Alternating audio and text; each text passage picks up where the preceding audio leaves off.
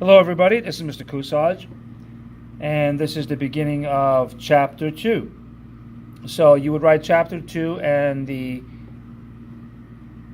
title of Chapter 2 is Power, Polynomial, and Rational Functions.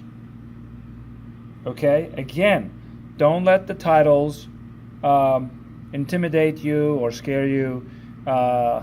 When we get to them, you'll see that they're easier than you think. All right.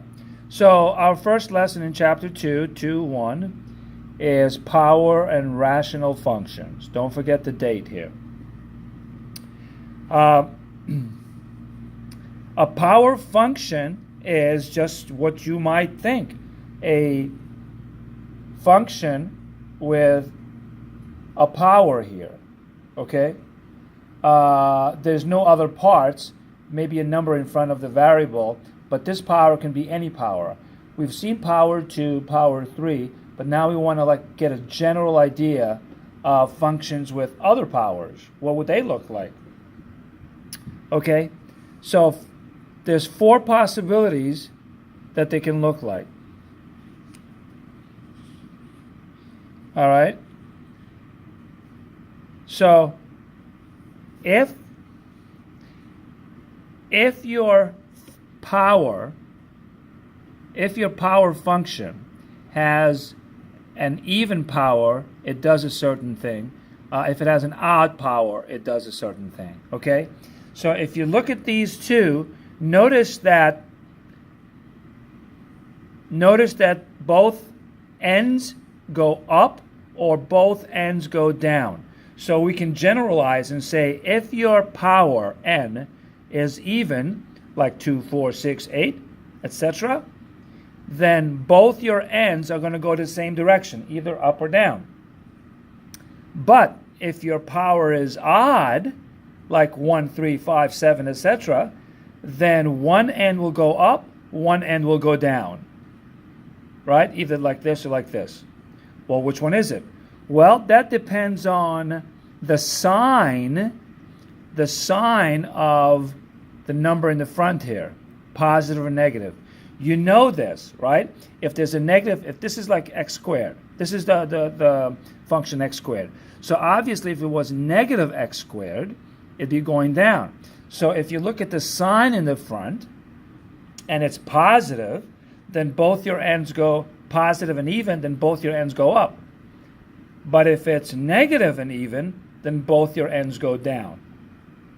Okay?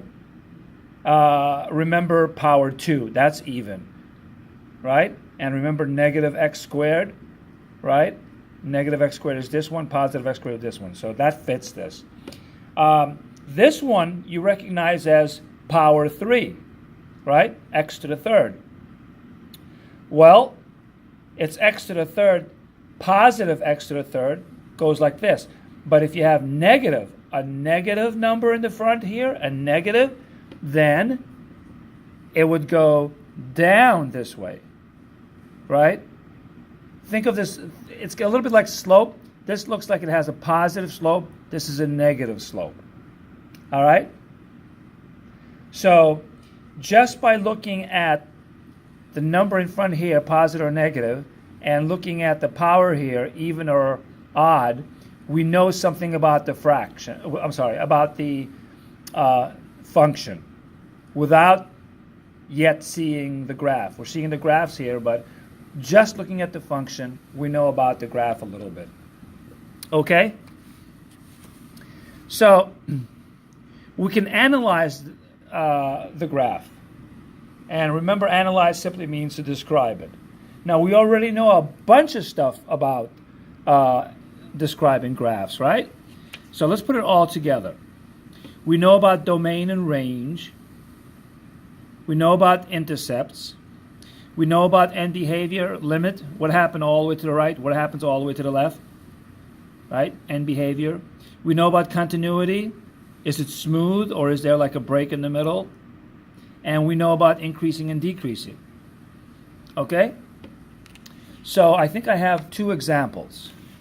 I have 2 examples, 2 graphs that we can analyze, okay? You like that word? Analyze. We can describe. Okay? So let's look at this graph. Half x squared. So we're going to go through 1, 1, right?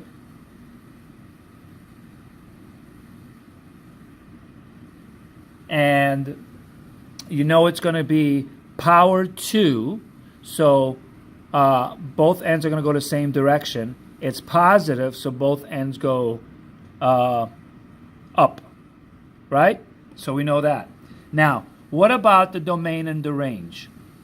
Let's look at the domain first. Looking from left to right. So notice that this way, to the left, it'll go on forever. Okay? Remember we talked about this? Even though it looks like it's going up, eventually it'll get to all the x's because it is slanted. Eventually get to all the x's. And same thing this way. So for the x's, looking from left to right, it covers all the x's. Now, for the range, it looks like bottom to top, it looks like there's nothing down here and it starts at 0 and it goes all the way up forever. So that would be 0 to infinity. That's the range. Okay, let's describe it more. What else can we describe? The intercepts. Okay, here's the x-axis. Where does it cross at the x-axis? So the x-intercept is 0. How about the y-axis? Oh, coincidence. It's also at 0. So the intercepts are y equals 0 and x equals 0. What about the end behavior? Okay, so if x was like 1,000,000, what happens to the function? What happens to y? It goes up forever, right? As x goes up forever, y goes up forever. So I just did this one. As x goes forever to the right, the function y goes up forever. What about as we go to the left? As x goes to the left, same thing. Y goes up forever. So I did the end behavior. I just described what happens at the ends. Okay? And we use the word limit here. Check your notes if you've forgotten. This is from chapter 1. Okay, what else can we say? Continuity. Well, we can see, arrow means it goes on forever. We can see that there's no break. It's totally continuous. Right? What else? Continuous from all the way negative infinity to positive infinity. There's no breaks anywhere. Otherwise, we would write it down. Decreasing. Where's it decreasing? It's decreasing as the x's approach from this side. So it's decreasing with each x. It's decreasing. It's coming down. It's coming down. It's coming down all the way to here.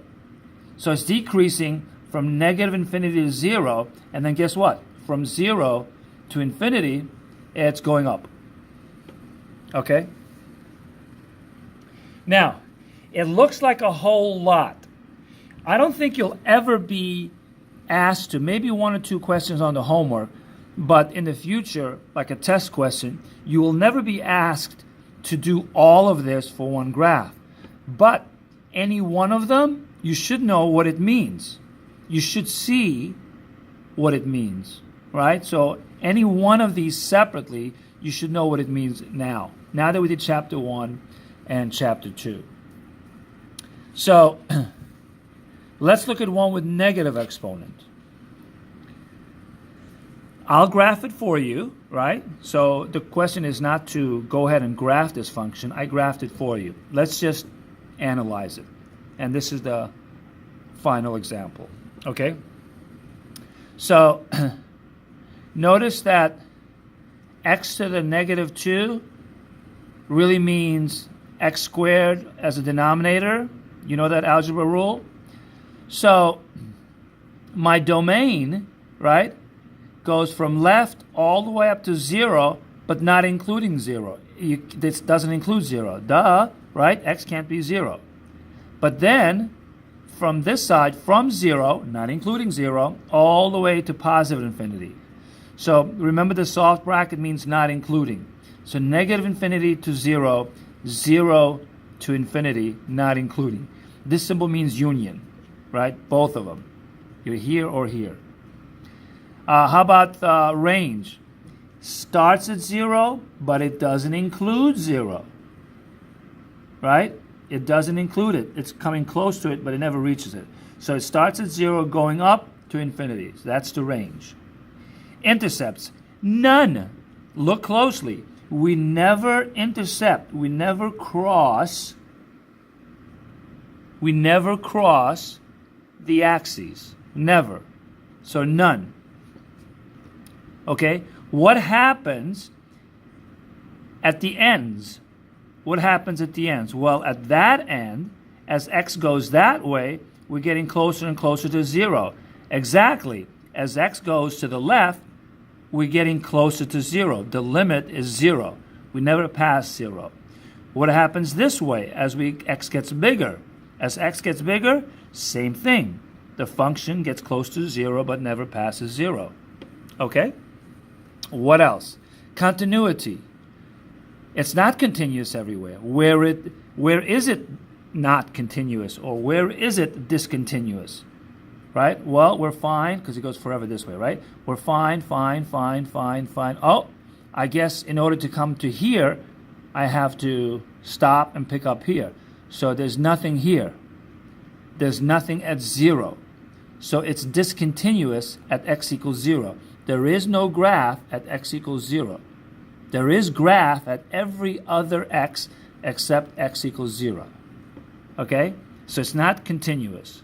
It is discontinuous at one point, namely 0. Okay? Where does it increase and decrease?